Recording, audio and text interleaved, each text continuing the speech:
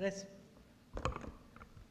Respected Vice Chancellor, Sri Chatpalli ji, Dr. Vinay Sahasrabuddhe ji, Sri Nandakumar ji, Raghunandan ji, Professor Neeraja Gupta, and the Chief Guest Agus Indra Udayana ji. Andarki na Shatakoti Namaskaralu Vandanalu. Ellarkum Vanakam, Sabko Mera Namaskar, and good evening to all of you. I'm very happy that I'm the last speaker because I have the advantage. They have already told you some models, but my concern is more about we write descriptive models, we do everything. But the question is, today Swaraj is under threat. You know, not only there is an international conspiracy, there is also their Indian partners. And this is very visible. So the question is, how are we going to put our narratives? We need frameworks. Swaraj is a brilliant idea, and there I totally agree that a civilization of continuity of nearly 5,000 years need not learn from somebody who was born just 200 years back. And if you see, they were picking up stones when we were very, very civilized. So the issue is, where is our problem? Our problem basically is that we have to differentiate that the Indian or the Indic narratives have certain unique features. And here I'm against any slogan that talks about universalism. Why? Because universalism is very complex. It is not as simple as the Western narratives give us. Why? I just want to give you certain ideas because there are several models. You can have the Chola model, you can have Shivaji's in Hindavi Swaraj, you can also have Lokmanya Tilak's model of Swaraj is my birthright, or even the Sangam model of self-rule, or the Mahajanapadas. There are several examples, but these are examples. How are we going to put it into certain frameworks and narratives that will contest the hegemonic narrative of the Western narratives? Because they tell us they originated Swaraj, they originated self-rule, they gave us democracy. Most of you know that the Indian historians, for which my university is very famous, they say that we got civilized by the British, that parliamentary system came in because of the British. And India is democratic thanks to the British. Then my question to them is, why is Pakistan, why is Nigeria, why is Myanmar, which are also British, colonial territories, not democratic? So democracy has roots that are much deeper. You cannot transplant democracy or self-rule. The soil has to be ready for it. So I believe it is very much in our Upanishad saying of Ekam Sat Vipraha Bahuda Vadanti. That is, we are the only civilization that believes in cultural pluralism and diversity. We celebrate it. And this is important. No other Abrahamic faith does it. It is only one book, one God, one sword. My way or the highway. So when there is no democracy at the cultural, all the religious level, how do you expect it at the political level? I think we are the only civilization that permits you to choose your own God. We had 3,000 crores of gods. You can be an agnostic and still be a Hindu. You have the Sankhya philosophy, which is more radical than Marxism. So here while giving you this initial thing, I want to raise certain issues, bring about the distinctions that we need to bring into our writing. Not just go into our culture. Our culture is rich, but the same thing has to be put into certain narrative. First is, India is its own distinct and unified civilization with a proven ability to manage profound differences, engage creatively with various cultures, religions, and philosophies, and peacefully integrate many diverse streams of humanity. These values are based on the ideas about democratizing English, because English is inadequate to bring out the depth of many of our words. Dharma is more a way of life. a view. So if you see clearly, it is a non-translatable. And hence I believe that the Dharma and the Judeo-Christian or Abrahamic traditions differ fundamentally in their approaches to knowing the divine. So that is the fundamental difference we have to bring about. The second issue I want to raise before you is, we have developed extensive range of inner sciences and experimental technologies. We are one civilization that is not anti-science or anti-technology. We don't say the world is flat, that a woman was made out of the rib of a man, all such things. Hence it is called Adhyatma Vidya, to access divinity and higher states of consciousness. So that means we keep evolving. We are not a point. And this Adhyatma Vidya is a body of wisdom and techniques called from centuries from the first person empirical inquiry into the nature of consciousness and undertaken by advanced practitioners.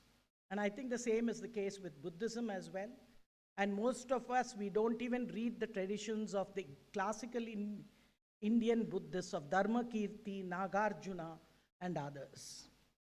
Abrahamic traditions, in contrast, depend on the historical revelations of prophets who spoke of the collective destiny of the whole peoples and humankind.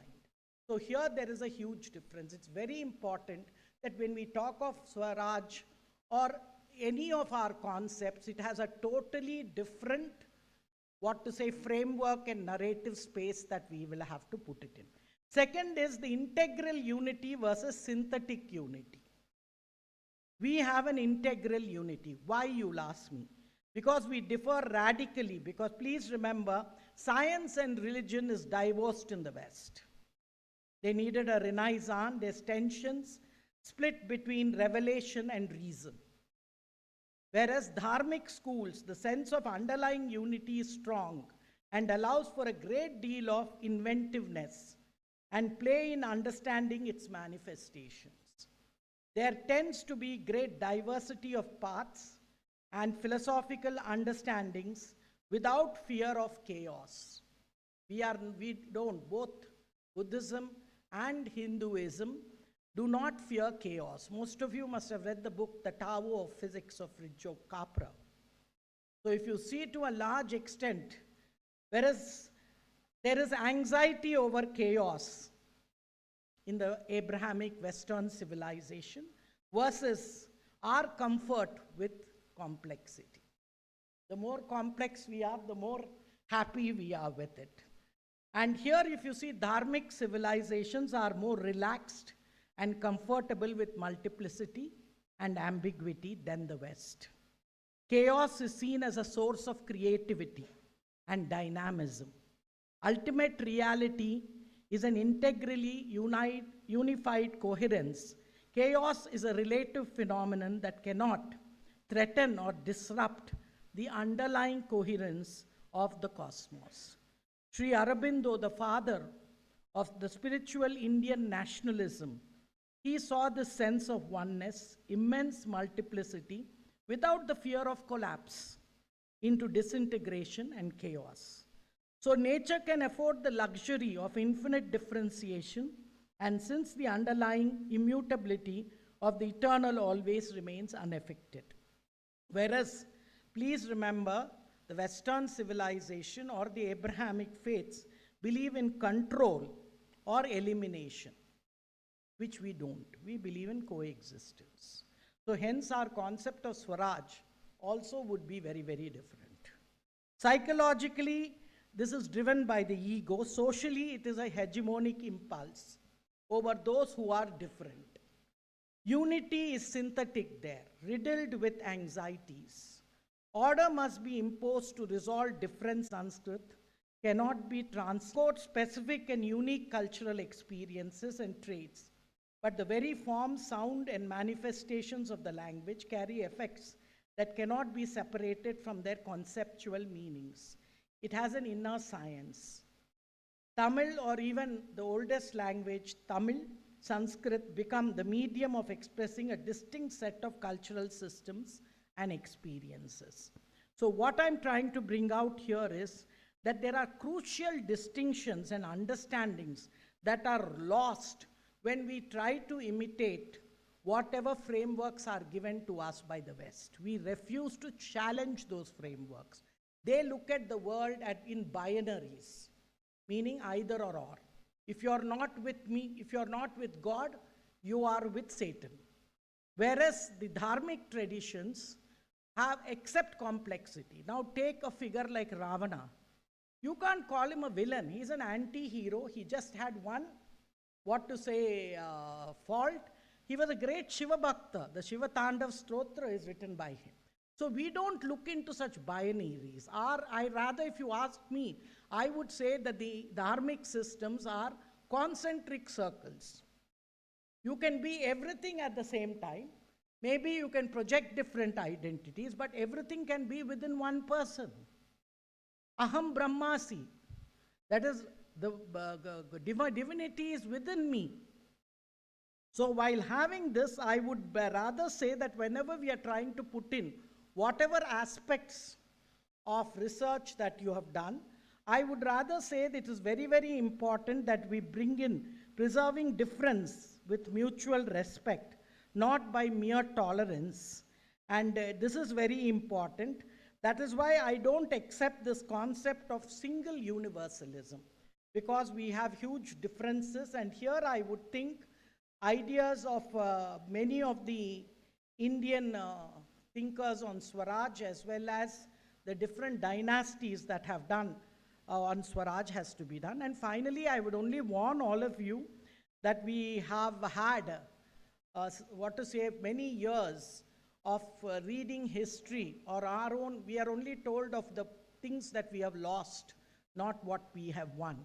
And hence it is very important that we don't read our history with self-loathing and self-hatred, or with an idea of inferiority. I think this conference is bringing out, in a way, I congratulate the organizers to decolonize the Indian mind.